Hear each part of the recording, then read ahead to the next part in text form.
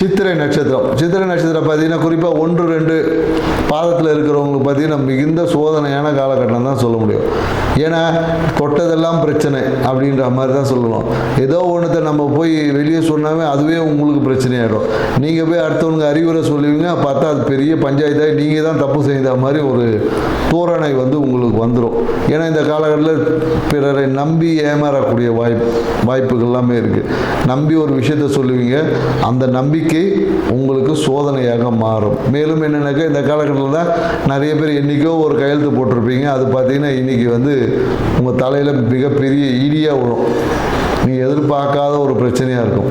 அதனால் என்னென்னாக்கா இந்த காலகட்டம் போது பொதுவாக சித்திரை 1-2 நட்சத்திரக்காரங்க எப்பொழுதும் இந்த தொடர்புகளை சரியாக வச்சுருக்கணும். ஏன்னா கையில் ஃபோன் யூஸ் பண்ணுறது எப்போதும் உங்களை மட்டும் பார்த்தீங்கன்னா இந்த என்ன சட்டம் தன் கடமையை செய்யணுமோ ஒரு நோட்டிஃபிகேஷன்லேயே இருப்பீங்க நீங்கள்.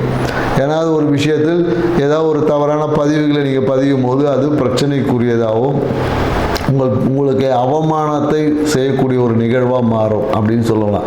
ஸோ மேலும் என்னென்னாக்கா நீங்கள் தான் ரொம்ப எச்சரிக்கையாக இருக்கணும். அந்த பட்டாசு வெடிக்கும் போது புரியுதுங்களா? இந்த தீபாவளி வருது, சித்திரை 1-2 பாதையில் இருக்கக்கூடிய சிறுமிகளாக இருந்தால் குழந்தைங்க இருந்தீங்கன்னா பட்டாசை நீங்கள் வெடிக்காமல் வேடிக்கை பார்த்தா கூட பிரச்சனை வந்துடும். ஸோ அதனால் கொஞ்சம் கவனத்துடன் செயல்படுங்க. அதை சொல்லுவாங்களே, அரசு சொல்லக்கூடிய அந்த தீயணைப்புத்துறை சொல்லக்கூடிய அந்த நடவடிக்கைகளை, முன்னெச்சரிக்கை நடவடிக்கைகளை எப்போதும் வச்சுக்கிட்டு செய்யுங்க. ஏன்னா இது உங்களுக்கு கட்டாயம் கடைபிடிக்கணும். நீங்கள் 1-2 சித்திரை, அதே 2-3 நட்சத்திர சித்திரை 2-3-4 பாதமுடைய சித்திரை நட்சத்திரக்காரங்களுக்கு பார்த்தீங்கன்னா இந்த காலம் சிலரை நம்பி ஏமாந்துருப்பீங்க. ஒருத்தர் பணம் கொடுத்து ஏமாந்துருப்பீங்க. ஒருத்தர் நம்பி பணம் கொடுத்துருப்பீங்க, அந்த பணம் ஏமாந்துருப்பீங்க. ஸோ இந்த பணம் உங்களுக்கு ரெக்கவரி ஆகிறதுக்கான ஒரு காலகட்டம்.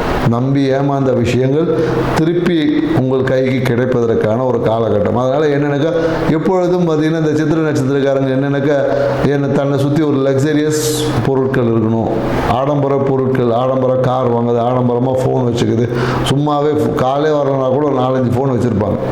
எதுக்கு வச்சுருக்காங்கன்னு அவங்களுக்கும் தெரியும். அதுவும் என்னென்னாக்கா அப்பப்போ ஃபோனை அப்டேட் பண்ணிக்கிட்டு மாற்றிக்கிட்டே இருப்பது, இந்த மாதிரி எல்லாமே பார்த்தீங்கன்னா குறிப்பாக சித்திரை நட்சத்திரக்காரங்களும் இருக்கும். அதே போல் என்னென்னாக்கா ட்ரெஸ்ஸு வாங்கி வச்சுருப்பாங்க, ஆனால் இவங்க ஒரு ட்ரெஸ் தான் போட்டுட்ருப்பாங்க.